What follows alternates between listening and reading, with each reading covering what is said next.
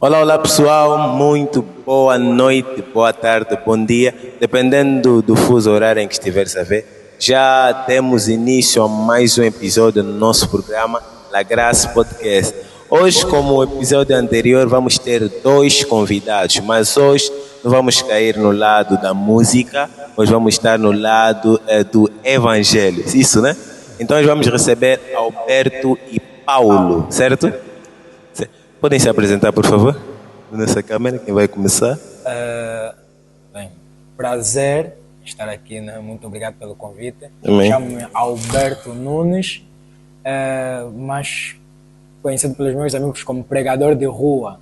Né? Amém. Pregador de rua, mas sou um pregador e estamos aqui para honrar o convite. Amém, amém. Paulo, por favor.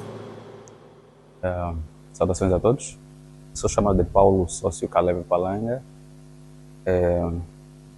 pregador da palavra, estudante da Bíblia. Amém, amém. E hoje com o Alberto e o Paulo iremos abordar sobre espiritualidade. Então, podemos dar início ao nosso tema? À vontade. Podemos? À vontade. Ok. Então, pessoal, Paulo e Alberto, eu e o pessoal que vai estar a assistir por vocês hoje, queremos saber, antes de entrarmos no profundo do que é espiritualidade, né? Podem nos dar uma definição do que é espiritualidade? Antes de avançarmos muito. Definição de espiritualidade, bem, acredito que uma definição certa assim, ou absoluta, não temos. Sim, mas há várias definições que explicam, na realidade, o que é espiritualidade. Certo. Uma delas falar de espiritualidade é falar de algo imaterial, falar de algo invisível, algo que não é tangível fisicamente. Isso também é espiritualidade, como pode ser também um modo de viver. Ok. Sim, um estilo de vida, espiritualidade. Ok. Agora, mais ou menos, vou já aqui fazer uma questão, né? Para a nossa sociedade, será que a espiritualidade, ela está em maior número de relevância ou pouco? E posso dizer, encontra-se muito pessoas espirituais atualmente na nossa geração ou não? Posso responder? Ou Pode ficar à vontade. Acredito que essa pergunta é muito engraçada. Não podemos dizer que encontra-se pessoas mais espirituais, né? Ou menos, porque o ser humano tem natureza espiritual. Ok. Não existe um ser humano que não é espiritual aqui na Terra. Ok. Porque na realidade o homem é espírito, não é físico. Ele é um espírito que tem um corpo, e não um corpo que tem um espírito. Ok. É algo diferente. Razão pela qual nós vemos muito nos óbitos. Não falam o fulano, falam o corpo do fulano. Quer dizer que você não é aquele corpo é teu. Quer dizer, não é você, só é teu, você tem posse daquele corpo. Ok. Quer dizer que o fulano já não está lá, o corpo dele é que está tá lá aí. que ficou. Sim. Ok. Muito bom. Agora, Paulo, defende-nos um pouco sobre espiritualidade. Quero ouvir um pouco da tua parte também. Olha aqui. Tá à vontade. A espiritualidade, podemos dizer que é um mundo. É um mundo que requer bastante atenção. E através da espiritualidade, ou do mundo espiritual, que sustenta o mundo material, o mundo físico. Então, a espiritualidade é falar de um mundo não físico. De um mundo espiritual, no caso. É isso. Eu já ouvi dizer o seguinte: antes da coisa acontecer no mundo material, acontece no mundo espiritual. Será que podemos justificar isso? Será que é verdade? Ou e se é, como é que funciona? Eu posso? Tá. Isso é verdade, isso está na Bíblia. E como é que funciona, mais ou menos? É simples. Deus, em Gênesis 1, criou o homem. Criou o homem espiritual. Podemos ver aqui, e no Gênesis 2, é que só Deus conclui o homem. Ok. Houve duas fases. Primeiro, criar. Deus criou o homem espiritual. Espiritual. Gênesis 2, Deus formou A carne, ok. Tá aqui. Gênesis Gênesis 1, 1, 26. eu conheço. 1, 26. Podem nos fazer a leitura, está à vontade. Sim, eu vou fazer rapidinho. Pode fazer. Gênesis capítulo 1, seu versículo 26. Então Deus determinou: façamos o ser humano à nossa imagem, de acordo com a nossa semelhança. Dominem eles sobre os peixes do mar, sobre as aves do céu, sobre os grandes animais e todas as feras da terra, e sobre todos os pequenos seres viventes que se movem rente ao chão. Deus, portanto, criou os seres humanos à sua imagem, a imagem de Deus os criou, macho e fêmea os criou. Amém, amém. Aqui não é a estrutura que nós existimos agora. Aqui é a criação do homem no mundo espiritual. Ainda estava dentro de Deus, não existia matéria. Ok. O homem como matéria, como físico. Só veio a existir o homem como físico, que falamos Adão, em Gênesis 2. Sim. Em Gênesis 2, bom, não tem muito bem especificamente. Aqui, Gênesis 2, 7. Então o Senhor modelou o ser humano do pó da terra. Isso quer dizer, Deus já fez o Adão há muito tempo No mundo no mundo espiritual e só veio surgir depois de terminar no mundo espiritual. Certo? Certo. Ou é, ele fez Criou. a base, depois veio fazer só a parte que nós vemos hoje. Acho que posso ajudar com um conceito. É algo que eu digo assim: a Terra não é dimensão de criação, Terra é dimensão de manifestação. O que é que acontece? Gênesis capítulo 1, Deus criou. A criação não é na Terra, é no espiritual. Ok. Deus criou. Quer dizer que criação é como se fosse uma ideia. A partir do momento que tens uma ideia na cabeça, criaste. Só não tens ainda um projeto, algo palpável. É assim. Ok. Deus criou. Quer dizer que criação é como se fosse uma ideia. A partir do momento que tens uma ideia na cabeça, criaste. Só não tens ainda um projeto, algo palpável. É assim que aconteceu com Adão. Deus criou Adão, mas Deus precisava manifestar aquilo que ele criou. Formou. Uma coisa é criar, outra coisa é formar. Acredito até que alguns estudos chamam assim o homem criado e o homem formado. É isso que aconteceu. Deus cria o homem, né? Cria o homem, uma ideia, pensamento, cria o homem, mas pega naquilo que é a sua ideia, o pensamento, manifesta na terra. Gênesis capítulo 2, verso 7, começou a modelar o homem do pó da terra. Amém. É isso, acontece primeiro no espiritual, depois se manifesta no físico. Agora, disseste no princípio que todo homem na terra é espiritual. Agora eu queria fazer aqui uma questão, já que tocamos na criação, Adão e Eva. Será que quando Adão saiu ou já não fazia parte do jardim, parou de ser homem espiritual ou ainda continua a ser homem espiritual? Uma boa pergunta. Muitos dizem que, dizem que Adão deixou de ser espiritual. Eu também, já pensei que ele deixou de ser. Não tem como deixar de ser espiritual. Espírito não morre. Ok. Não morre. Então o que aconteceu? Adão era mais espírito do que era mais espiritual do que natural, carnal. O que acontece? Quando Adão peca, a natureza carnal de Adão abafou a natureza espiritual que Adão tinha. Não quer dizer que Adão deixou de ser espiritual. O que era espiritual ficou abafado pelas coisas da carne. Um exemplo muito prático. Quando alguém está em pecado, aquilo que você carrega, o que é de Deus, começa a ser algo que fica abafado dentro de ti. Não quer dizer que não está lá, só está abafado, está escondido. Assim também era com Adão. Adão, quando pecou, a espiritualidade de Adão ficou abafada. Não tem como falar que o homem deixou de ser espiritual. Tem que aprender já a diferença de homem espiritual. Agora, tocaste aqui num ponto, quando alguém peca, né? Eu pequei, eu sei que onde eu saí não fiz coisas que agradam a Deus. Se eu quiser voltar na presença do Senhor, quais são os meios? Se eu pegar na Bíblia e meditar é o suficiente? não é o suficiente. Então, me descreve aí, fala-me um pouco sobre isso, ensinem-me. Posso? Pode, à vontade. Acredito que essa resposta está no livro de Gênesis, do seu capítulo 3. A Bíblia fala que quando Adão peca, Adão se esconde e Deus vem à procura de Adão. O que é que Deus chama Adão? Adão, aonde estás? Adão disse, ouvi a tua voz no jardim e me escondi. Mas Adão não se escondia antes de ter pecado. E ele ainda disse assim, ele disse assim, estava nu e me escondi. Adão já andava nu no jardim faz tempo. A nudez de Adão não causava confusão a Adão, nem a Deus. Eles já andavam nu faz tempo. Sim, o que é que acontece?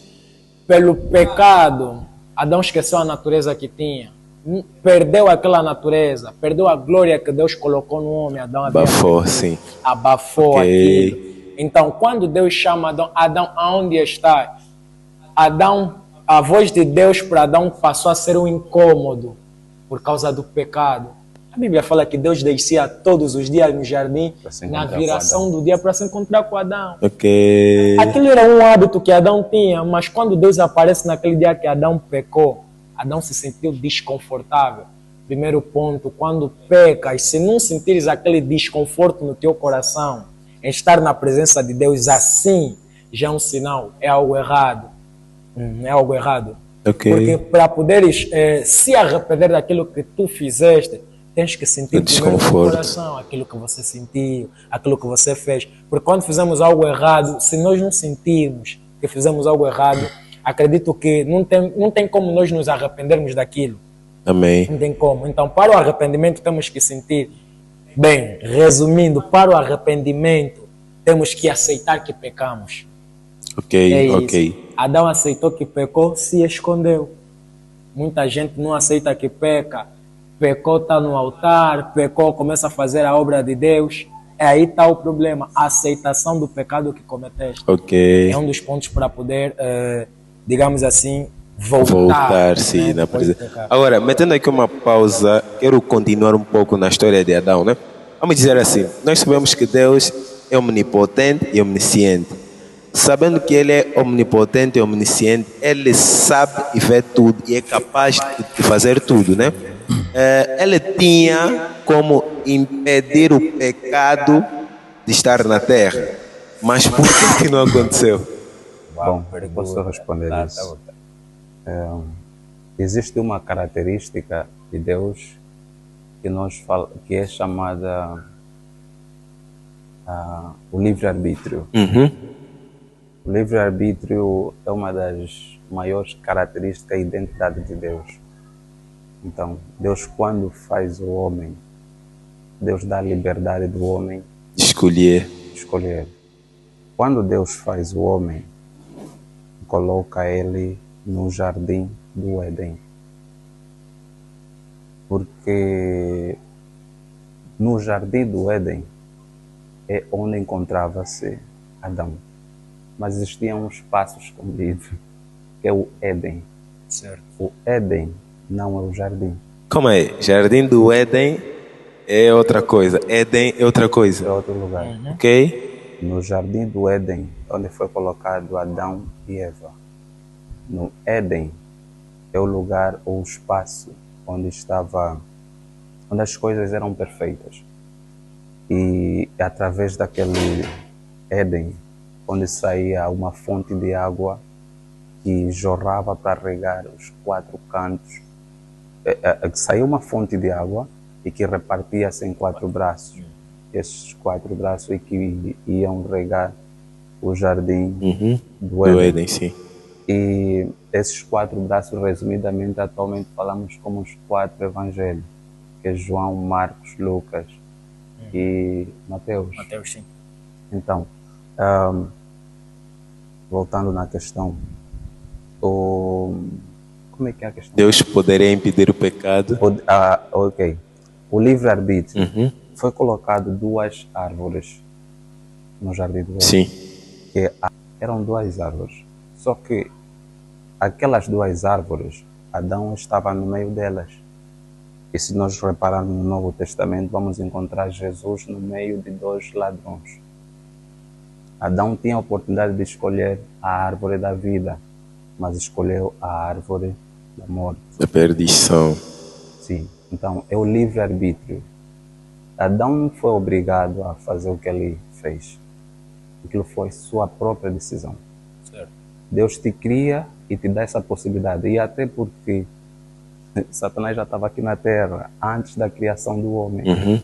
Satanás já havia sido expulso. Porque nós vemos que o homem foi criado primeiro no espiritual. Sim, sim. Gênesis 1:26. Depois dele ser criado no mundo espiritual, foi formado já no físico. E quando ele já estava no físico, já tinha Satanás caído aqui. Ok. Agora, tenho aqui uma questão. O livre-arbítrio também Deus deu para os anjos? O livre-arbítrio, é como eu disse, é a identidade de Deus. De Deus. O que acontece é aquilo que é a reflexão dos princípios de Deus aqui para conosco é semelhante lá em cima. Livre-arbítrio existe lá nos anjos. Por isso é que Satanás foi ainda dado a oportunidade dele conseguir conquistar a terça parte dos anjos. Porque logo que Deus entendeu que Satanás estava a ter pensamentos negativos contra a vontade de Deus, Deus não quebrou ele na hora. Não ordenou que Miguel expulsasse ele na hora, não. Deixou ele fazer o seu trabalho. Ele queria ter a mesma glória e honra que Deus tinha. Sim, sim. Então foi atrair outros anjos, convenceu e conseguiu uma boa parte. Deus tinha como impedir isso, mas ele deixou ele fazer o que ele quer, porque ele não é obrigado a fazer a vontade de Deus. Sim, sim. Ok. O livre-arbítrio começou lá em cima. Agora, mas ainda assim, Deus poderia simplesmente anular, né? Porque, pronto, temos o livre-arbítrio. Isso, podemos fazer o que nós quiser, sabendo que vamos pagar o que nós estamos a fazer. Mas, sabendo que Deus é o Todo-Poderoso, ele poderia simplesmente já viu os pensamentos do Satanás e o tirar diretamente. Por que é que ele não fez isso? Como é que você recai mais nisso? Por que é que ele não fez isso? Uma pergunta muito pertinente. O que é que acontece? Uma das qualidades de Deus. Deus é o Shaddai, Todo-Poderoso. Mas também é Jeová Tsidkenu, Deus de justiça. Deus é justo. Então, imagine alguém, porque é todo-poderoso, os fazer como bonecos, marionetes. Você já sabe tudo o que vai acontecer. Sim, Deus sabe o que vai acontecer. Sim, sim. Mas dá o livre-arbítrio. Porque se ele não te dar o livre-arbítrio, não vai você ser vai justo. ser como uma marionete. Não será justo. Okay. É a essência dele ser justo. Amém. Então, é da essência dele. Não tem como. Não quer dizer que Deus não sabia. Sabia que poderia acontecer. Sabia. Mas pela sua essência, deixou o homem. Por isso, o mais engraçado é que nós vemos assim, Deus é justo. Ele vai te apresentar 2 caminhos. E naqueles 2 caminhos ele vai te falar qual é o certo a seguir. O Senhor apresentou a Adão a árvore do conhecimento do bem e do mal e da vida que tinha no jardim. O Senhor alertou Adão, não coma da árvore do conhecimento do bem e do mal, porque no dia em que comeres, certamente morrerás. Ok. Adão ouviu a palavra do Senhor, mas Adão preferiu caminhar segundo o seu entendimento, não segundo a palavra do Senhor. Adão desobedeceu. Aí já não tem a ver com Deus. Deus, na sua justiça, te deu livre-arbítrio e ainda te disse o caminho em que deves seguir. Imagina, alguém que conhece tudo, todos, sabe o que vai acontecer, te disse para seguir esse caminho e o outro caminho. Então, a justiça é a essência de Deus. Amém. Por isso é que ele deu livre-arbítrio ao homem. Agora, avançando um pouco, né? Quando Adão, quando ele teve os seus filhos, depois, se lermos bem na continuidade de Gênesis, ele volta para Deus. Agora eu queria saber se quando ele volta como para Deus, o filho que era antes ou não? Não. É uma das coisas que temos que compreender. Antes de Jesus Cristo, não existe ninguém que voltou, digamos assim, vamos falar, restabeleceu aquela comunhão que tinha com Deus. Adão, desde que pecou, não restabeleceu a mesma comunhão que tinha com Deus, aquela ligação. A Bíblia já não fala de Adão falar com Deus. Já não nos apresenta isso. A Bíblia já não fala de Adão na presença de Deus.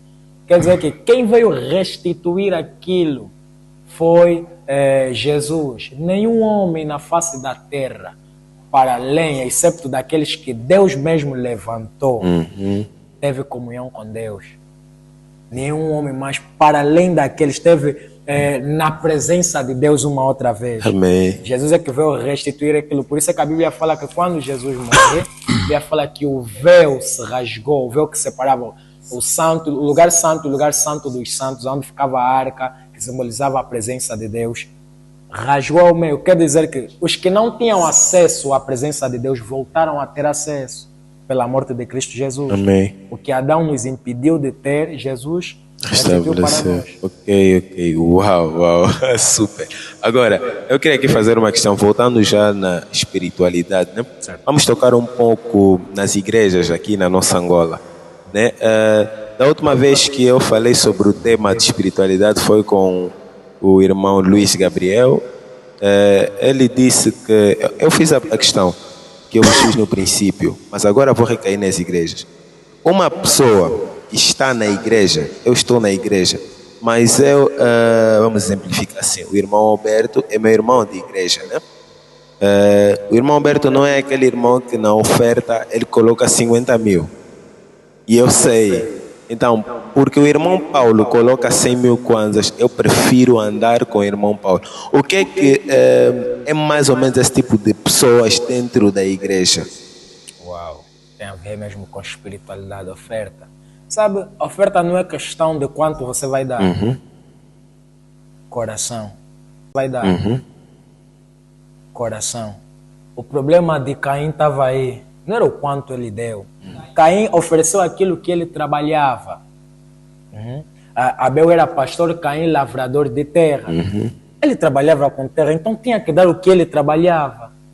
Ele deu o que ele trabalhava, mas o coração de Caim, o problema estava aí. E a Bíblia ainda fala que quando o Senhor apareceu a Caim, o Senhor disse: se procederes bem, não receberei eu, não aceitarei eu a oferta.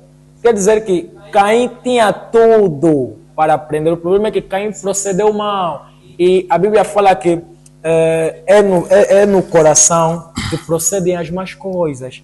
É a partir do coração. Então o problema de Caim estava onde? No coração. A oferta não é sobre dar muito, é sobre o coração. Okay. A Bíblia fala que, acredito que num episódio na história de Jesus, que havia uma mulher que tinha apenas uma única moeda.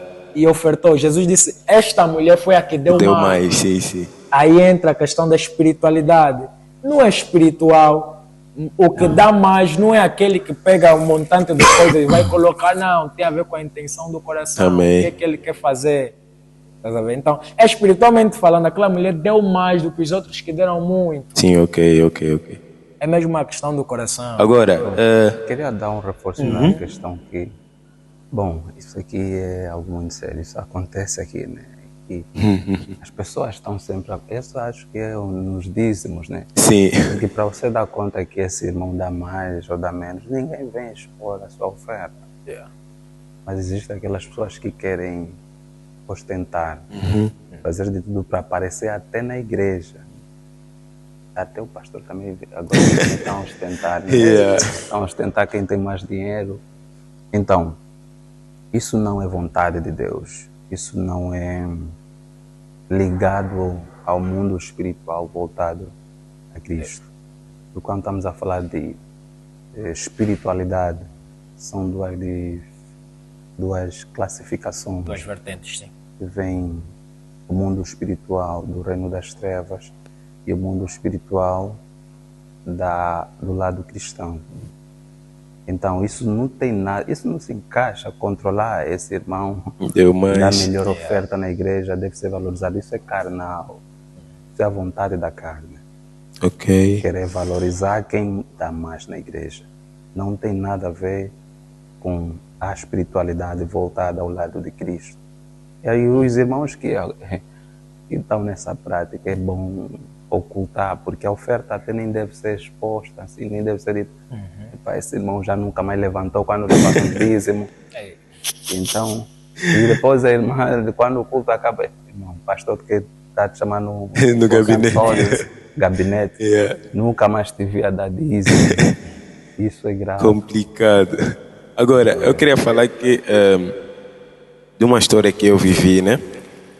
Normalmente eu tinha amigos, não considero muito mais como amigos pela forma de ver as coisas, né? Eles diziam o seguinte: todo cristão, todo mundo que está na igreja é pobre. Todo mundo na igreja encontra-se mais pessoas miseráveis do que pessoas, prontos, né? Do que pessoas que têm dinheiro, que têm uma vida social. Agora eu queria que os irmãos me esclarecessem mais ou menos isso. Olha, eu escapei e discuti com aquele irmão daquele dia, porque eu sou filho do pastor. E é complicado quando as pessoas falam: vocês vivem da oferta, vocês vivem disso. E antes era mesmo algo complicado. E eles diziam o seguinte, que na igreja encontra-se mais pobres. Agora eu queria saber um pouco se os irmãos poderiam falar um pouco sobre isso. Claro, claro. O que é que acontece? Normalmente isso é mais no nosso contexto africano. Sim, nosso contexto africano. O que é que acontece? Muita gente, por causa da pobreza, foi se colocar na igreja. Ok. É algo errado. Por causa da pobreza, por causa do sofrimento, se colocar na igreja, que é algo errado. Nós não podemos vir à igreja por causa de bens materiais. O próprio Jesus disse: buscai primeiro o reino dos céus e a sua justiça e as demais coisas vos serão acrescentadas. Nós invertemos o quadro. Vamos Estamos na aí igreja buscar pelas demais coisas, esquecemos o reino do dos céu, céus. ok. Aí está o problema. Já no nosso contexto, nós crescemos com um evangelho muito deturpado aqui em África. Acredito que estamos a mudar a mentalidade agora. Muita gente já está a mudar a mentalidade, que todo cristão deve ser pobre. Crescemos com esse contexto. Se vem um cristão, você tem um carro, um VX aí fora, é problema. É agora que estamos a mudar a mentalidade. Porque muitos esquecem que Deus é dono do ouro e da prata. A Bíblia fala que Ele nos fez reinos de sacerdócio. O sacerdócio sempre acompanhou o reinado. Todo reino precisa de um sacerdote. Sempre. Então, é um dos pontos que as pessoas têm que entender isso. E a própria palavra do Senhor ensina. Por exemplo, no caso dos pastores. Gálatas 6,6. Compartilhe os teus bens com aquele que te ensina na palavra. É bíblico. Amém. É bíblico. Então, imagina agora que um pastor de 1000 ovelhas no seu tempo. E as 1000 ovelhas partilham do seu bem com aquele que lhes instrui na palavra. É errado. Não é. É claro que vai se ver que o pastor está a crescer. Imagina 1000 pessoas a darem, vamos lá supor, 10.000 kwanzas ou 1000 kwanzas, porque estão a seguir aquilo que está escrito na palavra do Senhor. É claro que o pastor vai crescer, vai avançar, é trabalho.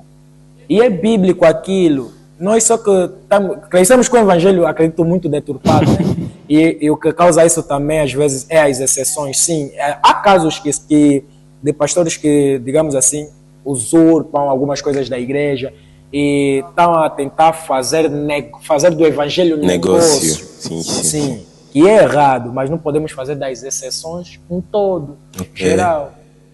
Queria dar um contributo para informar que essa afirmação que o cristianismo ou o evangelho é para pessoas pobres, isso não tem nada a ver. É que pode-se parecer que a maioria dos praticantes são pobres, aí sim, mas o cristão para o pobre, isso é errado. É bem simples. O pobre e o rico, quem é mais ocupado? O rico. O rico. O rico, sim. Se o rico é mais ocupado, então o cristianismo é para o rico. Não percebi. Se o rico é mais ocupado, então o cristianismo é mais para o rico do que para o pobre. Por quê? De todos quanto Deus chamou sempre pessoas ocupadas. Certo. Nunca chamou pessoas livres. Amém, entendi. Se você fica de manhã até a noite na cama, não pensa que Deus vai te chamar para você ir resgatar a alma aí na tua cama. Deus, quando chama Moisés estava ocupado. E a segunda vez que chama Moisés, a primeira ele pecou, né? Já matou, fugiu. Mas a segunda vez que Deus chama Moisés, foi ali na sarça ardente. Moisés estava a trabalhar. A pastorear, certo? Isso. Pedro, Estava a entre outros, pescar. estavam. Então, o chamado de Deus é para pessoas ocupadas. Aquelas pessoas que dizem, eu sou muito ocupada, não tenho tempo para Deus. O chamado é para Ele. Ok. Quanto menos tempo você tem, o chamado é para ti. Amém. Porque quando você vai... Agora, as pessoas desocupadas é que elas ficam tão descansadas e que até pode ouvir falar de Deus, mas aquele que é ocupado, aquele que nem tem tempo, vai ver um vídeo de pregação no TikTok, chamado para ele.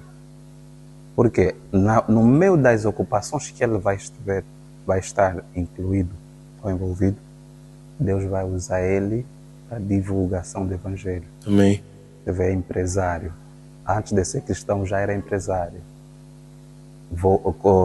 Depois de empresário se tornou cristão. Todas as empresas, olha, acontece isso. Lá em Cacoalco tem uma igreja, tem uma farmácia. Aquela farmácia todos sábado fecha. Por quê? Porque o dono é do sétimo dia, né? Ok. E você não é obrigado a... como é que posso dizer? Ele é cristão na ótica dele e entende que tem que respeitar o sábado. Sim, sim. E está a submeter os seus funcionários a cumprirem o mesmo parâmetro. Se você vai usar o sábado que ele te deu de livre para ir para a igreja, amém. Mas se você vai usar para os teus filhos, também amém. Então, a influência de uma pessoa bastante ocupada, um empresário, no cristianismo, é bem benéfico para o mesmo cristianismo. Amém. Vai ganhar mais almas. Certo. É isso, Amém. é uma das coisas, eu até queria acrescentar. Normalmente, se nós vemos as pessoas que Jesus caminhou com ele, Jesus não caminhou com pessoas, vamos dizer assim, pobres. Que não faziam nada. Imagina, Pedro tinha barco E aqui para pescar. naquele tempo. Naquela época, a pessoa que tinha barco, a indústria da pesca é uma das coisas mais consumidas naquele povo. Agora imagina Pedro que tem barco num lugar que o peixe era uma das coisas mais consumidas. Outro ponto, Mateus era publicano. Publicano era cobrador de imposto. Cobrador de imposto atualizado nos tempos de hoje é alguém que trabalha na GT, digamos assim, né? Yeah. Cobrador de imposto. Não era qualquer pessoa.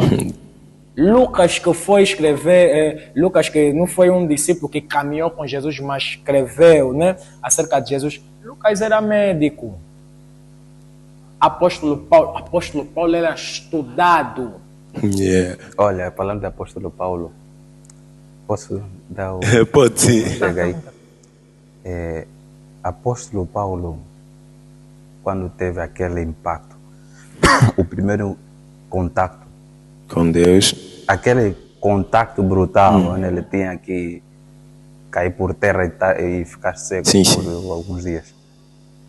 Não quer dizer que ele nunca ouviu falar de Cristo. É que as pessoas, todos nós, temos um chamado. É que a negligência e o pecado é que nos distancia e nos conforta que nós estamos bem sem o chamado de Deus. Certo. Sem o cumprimento do nosso chamado. Foi necessário uma brutalidade enorme para Paulo estar a conversar, até o ponto de estar cego. Certo. Ok. E ele estava em missão de serviço. Qual é o serviço que ele tinha que fazer? Ir prender, matar os cristãos. No momento em que ele estava aí, mesmo em função, trabalhar, estava ocupado. Ok. Aí, então, Deus precisa muito dessas pessoas que dizem, eu sou muito ocupado. São eles os principais. Paulo foi a pessoa que escreveu 16 livros no Novo Testamento. Quase a maioria dos livros do Novo Testamento foi escrito por um assassino, uma pessoa que matava, perseguia os cristãos. Ok. Mas através de um contato, Deus o transformou. Ok. Agora eu queria falar aqui, para terminarmos, né? Eu queria falar aqui sobre falar em línguas. O que é falar em línguas? irmão Alberto e irmão Paulo, será que podem esclarecer-me antes de eu entrar nas minhas questões? Esse é o assunto que está a escandalizar, então, pai. Falar em línguas. Falar em língua é algo muito sério. Atualmente as pessoas estão mesmo a Banalizar isso. a inventar as coisas, porque as pessoas estão a exagerar. Na realidade, falar em língua é falar de acordo à vontade do Espírito, não quando você quer. Porque as pessoas já memorizam, eles padronizam um tipo de linguagem. Vem outro irmão também, copia, memoriza. No meio do culto começam todos aí a... É Isso não é complicado. falar em língua. Falar em língua é falar conforme o Espírito te leva. E também o momento de falar em língua não é algo que acontece quando você quer. Aquilo é algo inédito, porque uma pessoa que estiver a falar em língua, se tiver uma pessoa com dom de interpretação, ele acaba por traduzir tudo aquilo que a pessoa estiver a falar. E quando ele vai parar, também não vai entender se falou o quê, mas a pessoa já traduziu. Porque existe uma comunhão do mesmo Espírito aí nesse momento. Ok. E, ok. Agora, por que a nossa sociedade, os servos de hoje em dia, porque eu já participei em várias igrejas, para além de filho de pastor, sou baterista também, sou músico. Ok. E em igrejas que eu já fui, tem pastores que, mano, nós estamos a tocar, ele está a falar em língua e nós não estamos a entender nada. E eu fico assim, mano, o que ele está a falar? Será que ele está a nos falar mal? Será que ele está a fazer? E porque os irmãos esclarecessem isso, porque que os servos de agora fazem muito isso. Isso acontece em muitas das igrejas. E já não é algo que escondem, é mesmo assim. Ó. As pessoas já normalizam esse tipo de ato. Então, será que podem falar mais um pouco? Aprender a ensinar os irmãos o conceito de falar em línguas. Orar em língua. Eu até queria apresentar uma passagem bíblica, acredito que está em 1 de Coríntios, vou procurar o capítulo, não estou a encontrar. Fala assim: quem fala em uma língua estranha, a Deus fala mistérios.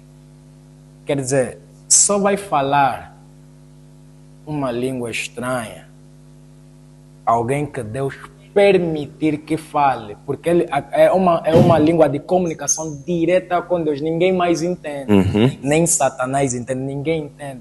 A Bíblia fala que quem ora em línguas a Deus fala mistérios, quer dizer, é uma comunicação direta com Deus. E o que acontece? O apóstolo Paulo vem também advertir a igreja de Coríntios. O apóstolo Paulo diz assim, quando alguém tiver a orar em língua, se não tiver alguém que interprete, que se cale. Por quê? Pois o dom de língua edifica a si mesmo, mas o dom de profecia edifica a igreja. Um ponto. Por que o apóstolo Paulo está a dizer que se não tiver alguém que interprete, que se cale? É um ponto muito forte na espiritualidade. Acredito que isso é sobre a experiência. Dom de língua mais interpretação de língua é igual à profecia. Ok. Sim. Sim. Quando a interpretação do dom de língua é para edificar a igreja, sim. Esse é um ponto. Quer dizer que enquanto não tiver o intérprete, que se cale. Mas por que Paulo disse aquilo? Para não escandalizar o irmão que está ao teu lado. Um ponto. Agora, imagine, se o fulano que está do meu lado não se escandaliza com aquilo que eu falo, não é um problema. O problema é eu fazer com a intenção de escandalizar alguém, ou eu fazer sabendo que vai escandalizar alguém que está do meu lado. Ok. Razão pela qual você vai ver um pentecostal de raiz, por mais que não ore em língua, não se escandaliza ao ver o pastor dele a orar em língua. Mas se veres vamos dizer assim, alguém de uma igreja batista ou um católico, ele vai se escandalizar porque ele não está habituado com aquilo. Sim. Vai mesmo se escandalizar. Então, normalmente eu gosto de dizer, oração em língua é uma oração para intimidade mesmo. É algo íntimo. E ser íntimo não quer dizer que está só você sozinho. Sim, ser íntimo. Tem a ver com a aproximação. Eu estou com os meus e sabem que eu oro em línguas e aquilo não te escandaliza. Eu posso fazer isso normalmente. Vai me edificar, sim. Mas eu estou com alguém que ele está consciente que aquilo não lhe escandaliza. Ok. O errado é fazer e escandalizar as pessoas. Ali está um ponto. Então, o que está a acontecer é que muita gente pegou neste dom e banalizou. Hoje até música em línguas estranhas temos.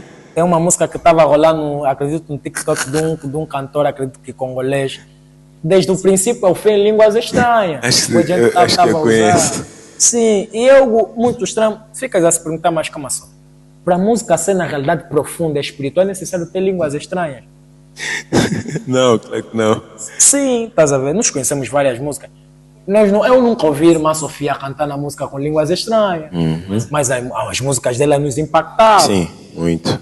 É isso. Então, a espiritualidade na música não tem nada a ver com línguas estranhas. Aquilo é de acordo com o espírito. Achas mesmo que alguém entrou no estúdio, Deus começou a lhe usar, não, aqui nesse lado, porque eu sei que no estúdio grava sem parte. Aqui vou colocar línguas estranhas. Yeah. Não, aqui não. É algo muito estranho. Complicado. Então, é isso. Um conselho para as pessoas, para quem ora em línguas estranhas, né? Um conselho. Quem ora em línguas estranhas, faça, né, como acredites, mas que não escandalize as pessoas. Não faça para escandalizar as pessoas. É isso, porque pá, por mais que tem pessoas a banalizarem, não vamos pegar a exceção e generalizar. Não podemos matar uma coisa porque alguém está a fazer errado, está a fazer mal. É bíblico, está na Bíblia, nós acreditamos naquilo e fizemos. Assim como o irmão... Vou falar? Pode falar, irmão? Só para reforçar, em 1 Coríntios 14, pois se oro em... Bom, vou começar no 13. Sendo assim, aquele que fala em uma língua, ore para que possa interpretá-la corretamente. Certo. Pois se oro em uma língua, meu espírito também ora, mas o meu intelecto fica improdutivo. O que acontece é que as pessoas agora estão a orar em língua para desafios. Certo. Isso acontece muito nas igrejas. Bom, não vou citar as igrejas, porque são muitas, até nas músicas. Elas estão a orar para desafio. Não, esse irmão ainda nem está a orar em língua, não, esse está na carne. Falar em língua não identifica, não tem nada a ver o nível de comunhão que você tem com Deus. Amém. Porque o falar em língua é uma vontade, é uma prática involuntária a nossa. Aquilo é uma ação do Espírito. Então você não vai denegrir, desprezar o teu irmão ou o teu pastor porque não ora em língua. As igrejas, muitas das pessoas agora estão a fixar palavras que não existem, a usar no culto. E depois, aquele jovem, bom, eu prefiro não falar o nome, um jovem agora que está a dar fama nas redes sociais lá no Brasil, ele falou aí uns termos que quando foram investigar aquilo em inglês, ele juntou alguns termos em inglês Que viralizaram. Entendeu? É o famoso The King The King of Power. Bom, preferia não pronunciar o nome dele, mas já falaste. Então ele usou alguns termos em inglês. Então, mas ele fala. Eu vi um vídeo que ele explicar que ele fala. Mas as pessoas estavam entendendo que ele está falando em língua. Não. A língua é uma vontade, é algo involuntário. Acontece no momento que você nem consegue explicar. Agora, igreja, vamos só orar em língua. Todo mundo a falar à toa. Aquilo não tem nada a ver com a presença de Deus aí. Mas Não tem nada a ver. Quanto a isso, eu vou dizer assim. Não posso dizer que não tem nada a ver com a presença de Deus. Se calhar há mesmo pessoas que oram em línguas, naquele lugar. Por exemplo, pode ter um programa. Eu digo assim, se há alguém que tem um dom, há pastores que selecionam, por exemplo, para a intercessão, né? Ele vai ver que tem irmãos que têm essa graça, esse dom de orar em língua. Ele vai colocar para a intercessão, ele pode fazer um programa dizer irmãos da intercessão que orem em sua língua. E pode ser algo que o Espírito Santo lhe direcionar. Então, se o Espírito Santo lhe direcionar a fazer aquilo, é algo muito normal, ficarem aí a orar. Pode ser umas 3 horas a orar em língua, vai depender de acordo com o Espírito vai lhes levar. Existem, por exemplo, eu acredito que isso é mais questão de experiência. Há mesmo pessoa que como é que eu posso dizer? Nós gostamos de dizer assim, para voar, para subir mesmo. Basta ouvir um som básico e prontos. É alguém que Bom, há pessoas que têm sensibilidade. E eu conheço muita gente assim. Sim, há pessoas que têm mesmo uma sensibilidade. Basta pegar no incrível. microfone já. Foi, e então, às vezes não é que no todo as pessoas estão a fazer é um teatro. Não, às vezes mesmo é algo guiado pelo Espírito Santo e acontece. E é o que o irmão falou, a oração em língua não faz mais íntimo de Deus. A profundidade no Espírito depende da profundidade na obediência à palavra de Deus. Amém. Se nós vemos Pedro lutou para pescar toda a noite e não conseguiu. Jesus disse, vai a um lugar profundo e lança a rede do lado direito. O que aconteceu? Pedro disse, não pesquei toda a noite, mas pela tua palavra. Por causa da palavra de Jesus, Pedro foi até a profundidade e colheu peixes. Então, a profundidade no Espírito depende da profundidade que tens na palavra do Senhor. Daniel não orava em línguas, mas pela profundidade e a intimidade que tinha com Deus, entendia línguas estranhas. Uma língua que Daniel não conhecia, quando Deus escreve na parede, acredito no reinado do rei Dário, quando escreve a famosa frase Mene, Mene, Tekele, Parsi, né? Eram palavras que eram mesmas, mas tinham significado diferente. Sim. Daniel entendeu, mas Daniel não orava em língua. Era a comunhão, intimidade. A profundidade, a obediência que ele tinha na palavra do Senhor. É isso. A profundidade na espiritualidade divina está na obediência e a disciplina que temos na palavra do Senhor. Assim como o irmão Paulo disse, tem muitos irmãos que olham o irmão Alberto a orar assim, ele vai gravar aquelas palavras, vai chegar na igreja e vai disparar. Mas um dia vão invocar demônios, assim, é algo complicado. Ok, pessoal. Então, chegamos aqui ao final do nosso programa. Olha, foi muito bom, foi muito bom. Eu até não queria terminar, não queria que fizéssemos no máximo 5 horas. Mas os irmãos têm que voltar. Agora, eu vou deixar uns minutos para o irmão Alberto e o irmão Paulo darem aqui umas saudações e um conselho para os irmãos que estiveram assistindo do princípio até o final. A câmera é toda vossa. Podes começar. Posso começar? Sem problemas. Como a minha identidade, né? Pregador de rua. A minha pregação é aquela que João Batista... Tens rede social? Tenho. Ok, pregador de rua. Não, é mesmo Alberto Nunes. Alberto Nunes. Alberto Nunes 22, TikTok, no Facebook Alberto Nunes, Instagram a mesma coisa, Alberto Nunes, e lá coloco os conteúdos que tem a ver mesmo com o Evangelho. O meu nicho é mais mesmo sobre pregação em rua. Amém. Evangelismo. O meu conselho para as pessoas que estão a ouvir, né, seja espiritual. Em que sentido? Nós ultimamente estamos a ser muito naturais para um mundo muito sobrenatural. Então, o meu conselho para ti é, seja espiritual, pois o homem que domina o espiritual, domina o físico. Amém. Esse é o meu conselho para ti. Jesus está a voltar, arrependa-te. Estamos juntos. Amém. Deus abençoe. Minhas recomendações é muito simples. Falamos da espiritualidade um pouquinho, né? Sim. Eu aconselho a todo mundo que se voltam ao lado espiritual. Existem pessoas que são espirituais, mas elas não estão voltadas na vontade. Tudo bem? Não estão voltadas na vontade de Cristo. Então, ser espiritual voltado à vontade de Cristo requer paciência, determinação e foco.